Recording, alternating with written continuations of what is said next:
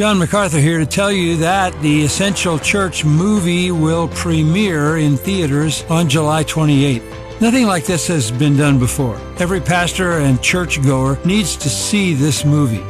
It's an unforgettable, dramatic reminder of the church's responsibility to stand courageously and faithfully for Christ against all enemies. To find a theater near you, go to essentialchurchmovie.com. That's essentialchurchmovie.com. Welcome to another edition of Matter of Theology, the place where theology matters because everything is, all of life is a matter of theology. Matter of Theology is a podcast production that stands for the sufficiency of Scripture and seeks to show how Scripture infallibly, inerrantly, sufficiently, and authoritatively applies to everything we think, say, and do. My name is Chris. I am your host.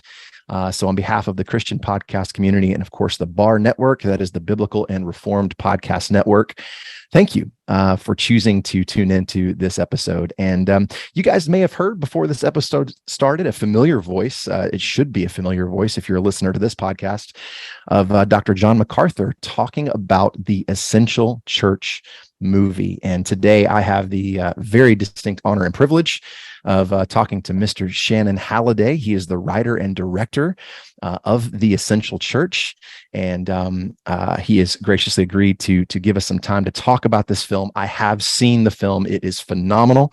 We're going to get into that. And so, Shannon, just want to welcome you to Matter of Theology, brother. Thank you for your time today.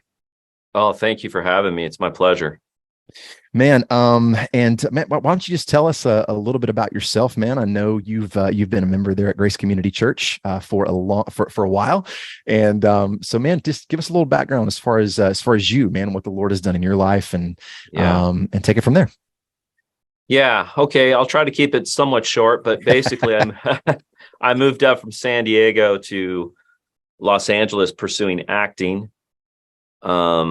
Always considered myself a Christian, but I really wasn't. I grew up in a Lutheran church, Missouri Synod, so it still held to a true gospel, and I could sort of speak the gospel, but I didn't really understand what it meant to follow Christ.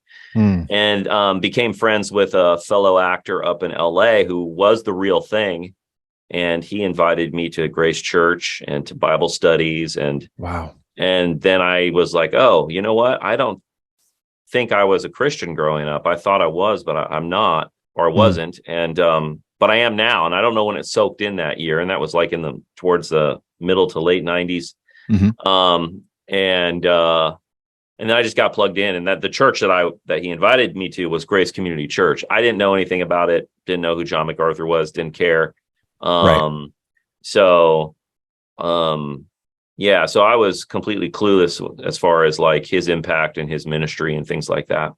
But then I got plugged in, and it just became like, well, I'm just going to do that. And then my desires changed with acting. And I went back to school, and I was like, I've always been a storyteller, and I want to make films. I was always doing that anyways. Now when I look back at my life, I'm like, oh man, I was always a filmmaker, and acting was, I would do it again. I really enjoyed it. And, so if the right part were to present itself, I probably would do it again someday, but my desires change, and I just like, I want to tell stories. I have stories to tell, and I want to tell stories. So I went back and I just pursued that, and went to school, went to Art Center College of Design in Pasadena, and then really just kind of just tried to find my way as a Christian in this industry. And it's a struggle. It really is a struggle. So I've written screenplays and such, and that some have been optioned, and but didn't get made. And then I was working as a creative director for this huge marketing firm that had thousands and thousands of clients, and was the head writer there. And then eventually doing some creative directing. And I always wanted to write and direct, always. So that was always my focus. That's always what I was focused on. I was always honing that craft in some way. Wow. And then during COVID, or maybe I'm not supposed to say COVID, we're going to be shadow banned. During the lockdowns, I've already blown it, so we're already going to be shadow banned. So we'll just have send to it, man. Go for it. So during COVID, I was going there. I was helping out with Adventure Club, which is a new children's curriculum. They needed a story. So I was just kind of overseeing the story and helping with that. And then more opportunities for narrative stuff started arising during that time because we really started leaning into our media department. And I was asked to come on full time. And I said no at first. I didn't think it would be a good career move. And then after about a month, I was like, the possibilities of what we could do there are probably greater than what I can do here, even creatively. And I would be probably more satisfied with the subject matter. Right. So my heart changed and I was like, okay. And they asked me again a month later and I was like, okay, I'll do it. Wow. And then I came on and then trying to think about our first projects and Jacob Hoffman, who's the department head of Grace Productions. He's a businessman, didn't really have a background in film or anything like that, but he's a go-getter and he was like, we should try to do a documentary and maybe we should do it on this whole lockdown thing. Yeah. And I thought, that's a no-brainer. Of course we should do that. So I put together a pitch and how I would film it, what I would do, what the story would be. And I put it together and then we got a time with John MacArthur and a few Mark Z and it was me and Jacob. And we just sat there and I presented my thoughts on how I would do this. I had a little write-up, synopsis, treatment. And they were really interested and John MacArthur's really interested. He understands the historical aspect of what happened. Yes. And he gets it. He is dealing. I think he has more context than any of us because he obviously was alive in the 1950s. So he goes from the 1950s to now where they're putting the rainbow flag on the White House, and he's like, I don't know if you guys have been paying attention, but we're losing. Right. So, well, and look at the flack he caught for saying stuff like that, and I mean, he was right. And we'll talk about COVID and the plandemic, as I've been calling it. So I've been shadow banned for a while, brother. You're good. Yeah.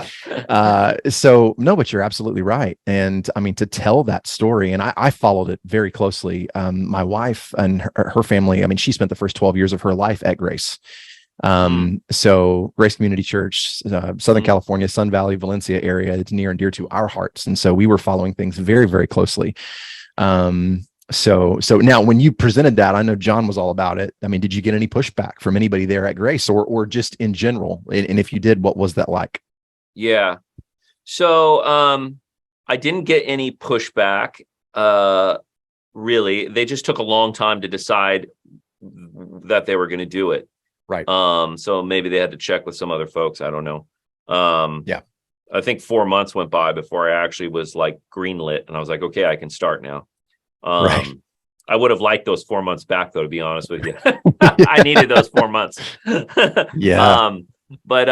no, I don't know. I don't think so. There wasn't any pushback.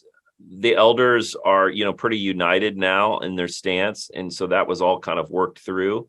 I mean, there might be folks, we're a big church. There might be folks that were like, look, when Strange Fire was happening, I was like, really? We're going to do a conference on this? I'm like, we got like you got a couple books on this. I don't know if we need to do this again. Right. And then after it was done, I was like, oh yeah, no, that was a good idea. I don't know what I'm talking about. We should have done that. And I'm glad we did it. And so, I mean, there could have been some thoughts with this film as far as I don't know, but sure. Oh, I'm sure there was. Yeah, man. And I think you said something a few minutes ago that I kind of want to touch on as we get into talking about the film. And I think one of the things that I appreciated, well, let me back up a little farther. You said, man, your heart and something that you've always loved to do is to tell stories and to capture stories on film. And brother, as somebody who's seen this film, you did just that and did it wonderfully. I'm not saying that to puff you up or anything like that, but to encourage you for the next story you're going to tell. Because the way that you did this, brother, I mean, this film clocked in just over 2 hours, but it does not feel like it. And the way that you captured this story, and then now moving into something that John said, he's been, at the church and pastoring for over 5 decades and is in his mid 80s now, and has seen a lot of life on this side of eternity, and a lot of history.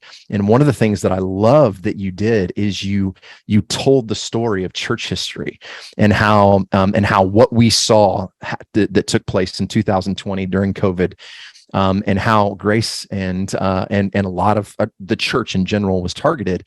You mirrored that back to church history and a period of church history. As someone who studied a little bit of church history, not a lot, I was unfamiliar with the story of the stool being thrown. The Covenanters I was familiar with, but not as in depth as you guys went into. So I mean, talk about that. What was that process like as far as reliving what took place in the 1600s and how that mirrored what we saw take place there in 2020? Yeah.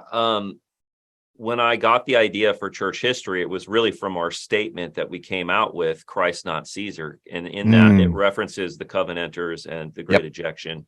And so I was like, what is that? I need to know what that is. And I started reading about it, and it was clear to me, like, oh, there is something really effective here, because it parallels with our story in ways that I don't think people have considered.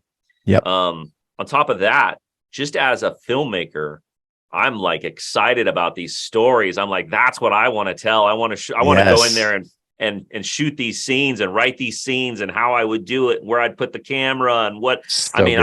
I got so excited about that. So I really pushed for that just as an artist. I was like, that's I really want that in the film. And I just thought how powerful a much more powerful narrative of saying, look, this is an ancient conflict. And this isn't the first time these things have been said. Right. And maybe we've forgotten about this, that they've really fleshed out these concepts thoroughly, over the last 2,000 years.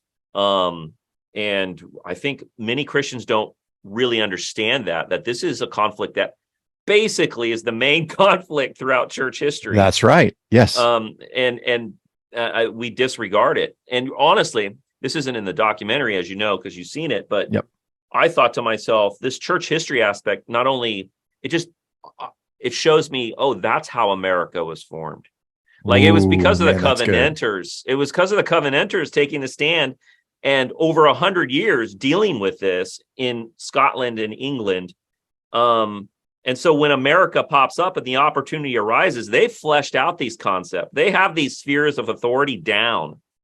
And the separation between church and state is not an atheist concept. It's a Christian concept. That's it. Yes, sir. We don't even have that concept without the Bible. And it's ironic when an atheist goes to a courthouse and says, I want the statue of the 10 Commandments down, or the Bible, which really is just it's historical. It's showing how we got our concepts of how we built our country. It's, you don't have separation of church and state without that Bible. And that's the thing you're trying to take down. So I don't think anybody realizes that. And it dawned on me studying this. I'm like, oh, I see the thread. I see where it leads to. It's not just, America's built on a Judeo-Christian worldview. It was fleshed out, and people died over this. And they had to biblically make an argument and say to the church, how can we as a church stand against the state and defy them in this? Can we biblically do that? And yes, we can. When it comes to certain things like this, we absolutely can. Yes, sir. Yeah. And that's and you flesh that out perfectly, wonderfully in the film. That there were a couple of stories that of these two women, a mother and a daughter, who you when you see this, have some tissues ready. But then also it makes you ask some questions, right? It makes you ask some questions, and putting myself in that position, in that scenario, what decision would I make? What would I say? What would I do? So speaking of, okay, so is it okay for the church and for the believer to defy the government? One of the things that I love that you captured in the film, Dr. Mike Riccardi, talked about, Romans 13, right? And a lot of friends of mine during that time, would say, well, it looks like they flipped on Romans 13. Well, no, they didn't flip. But one of the things that I love that you put in there, man, I love that you guys captured this. And I love that Mike was like, yeah, hey, I'll be honest. like I needed to think about this through a different lens and a different framework. And by reading Martin Lloyd-Jones and his commentary on Romans 13, it helped me do that. So I loved that. And I also loved, man, that you guys put in there the tension that took place between the elder board there at Grace during that time, and how these were huge decisions to be made. And there were consequences on both sides of the fence, both sides of the ball. And it wasn't just a, kumbaya moment. I mean, it ended up, we stack hands at the end, and we are brothers, and we're going to make the decision. We're going to be unanimous, but there were things to work through. And I love that you captured that. One of the things I wanted to hit on, and I know we're getting a little short on time, but a lot of friends of mine, I would tweet or post things in support of Grace and John, and the need for how the church and how essential the church is during that time. And I had multiple friends of mine who professed to be, believers in the Lord Jesus Christ, who would say, well, I mean, as long as they social distance, and as long as the science says to do X, Y, and Z. So if you could, man, just talk about, you guys addressed this in the film, and you knocked it out of the park with this. So just talk a little bit about that portion and the science of it all. Yeah. So we couldn't leave the science out completely. Right, it's a theological argument, but people are going to come back and say, yeah, that's nice, but the truth is the truth in the science. Right. And we saw, and most of it's been debunked by now. I don't have to even put in a lot of the stuff in the documentary. It would be redundant, because most people already know, if they're honest with themselves at all, that it was a bunch of lies. Yeah. So the way, we obviously needed some legit people to talk on this subject, and we were able to get Scott Atlas, Jay Bhattacharya, and Sean Kaufman. All of them are excellent. Scott Atlas probably has the most richest of stories that I couldn't even put in the documentary. And that's an interesting thing for your viewers, is that we're going to put some of that raw interview of Scott Atlas on the Blu-ray and DVD. So you'll get those as bonus features, a lot of stuff that just didn't make sense to put in the documentary. Sure. But it's still just valuable information and just really interesting. So he was on the task force with Fauci and Birx for 2 months before he resigned. And he was going head to head with him. He has all very interesting stories about that. But he spoke to the science of the fact that there was this 3.4% death rate, is what they were saying at the beginning. And the reality is the media never corrected that. Right. They knew it was wrong, and then they just let's just not talk about it again, rather than correct ourselselves. And that was the narrative. And that was that's what set everything off. 3.4% is huge. Yep. And then Scott Atlas was like, there's no way it's 3.4%. Why are you saying that? Look at the data, and the data shows, and they had data that told them that. They just ignored it. So there's that aspect of it. And then we go into the science of the lockdowns. Was that really loving to lock down everything? And we look into the results of the lockdown and what it did. And then when you just put it together, gathering together, it's like, that's not what's going to kill grandma. I mean, Jay Bhattacharya says in the documentary, there's a strategy going forward. And the way you do that is actually, you don't isolate a bunch of people. You let most of the people come together and congregate and do things. You protect certain individuals. Correct. And that's up to that individual still. Right. It's up to grandma if she wants to chance it or not. Exactly. Yeah. But that would be the suggestion. That would be the advice. That would be the counsel. You wouldn't shut down the whole world. Scientifically, there's no reason to do that. It did not have the effect that they said it was.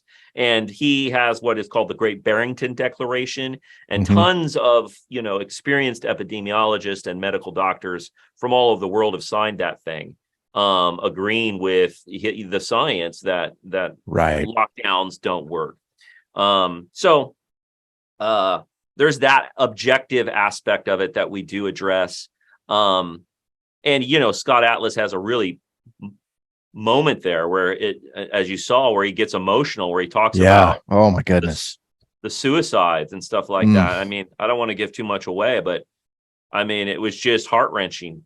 And it really bothers him. He's going to actually be at our premiere this Sunday. He's coming. Oh, that's great. Church. Okay. He's not a Christian. But he wants to come and watch the movie with us in our congregation Sunday night, this coming Sunday. So I'm looking forward to spending the day with him and talking more with him. And yeah, it was great. So yeah, that's the science part. Yeah, that was phenomenal. It was phenomenal. So, well, as we wrap up this episode of MoT, one of the things I want to highlight is the way the film ends, and the film ends with a bold and clear, crystal clear declaration and proclamation of the gospel of God and of our Lord Jesus Christ. So obviously, it wouldn't be complete without that. And it's a very Christocentric film. Brothers and sisters, if you're listening to this, it is going to be in theaters nationwide, July 28th. Head on over to essentialchurchmovie.com. That's essentialchurchmovie.com. I'll put a link in the show notes, and check it out. It's in a lot of theaters. It's not in every theater yet. So Shannon, what would you say if somebody's listening to this and they're like, oh man, I looked on the website and there's nobody showing it near me? What can they do at that point? Yeah. Over the next 7 days, we're going to be adding more theaters. Our goal is to add, right now we have about 150, which we just added another 70. Yeah, we added another like 70 yesterday morning. AMC has us now. So before it was just Cinemark and Regal, but now AMC is picking up. So those are three. I mean, those might be the biggest three major theaters in America. Yeah. So that's amazing that we're even going to be in those. So we're going to be adding theaters over the next week. So keep checking. Okay. It might not be there today, but in 5 days, it actually might be in your city. So keep checking. And if it's not in your city, maybe there is a city close by. Maybe it's not that much of a trek and you can take a small group out there and go see the movie there. But I will tell you that seeing it in the theater, because I've seen it more than anybody on this planet in all sorts of different mediums. And seeing it in a theater with like 5.1 surround sound on a new digital projector that I saw, I was like, okay, this is the way you should watch it. Not on TV, not on your phone. You go to the theater. You won't regret it. It's a good, it looks great, and I'm so pleased with how it came out, and so I'm excited. Well, you guys are ready to watch it. You guys are pros. You did a phenomenal job. The Essential Church movie, full feature-length documentary in theaters July 28th. Go check it out. Shannon, thank you for your time today, brother. We're praying for you. We're praying for your team, and anything we can do to help push and promote, we will. Thank you. Thanks for having me on. It's my pleasure. Anytime. Thank you, brother.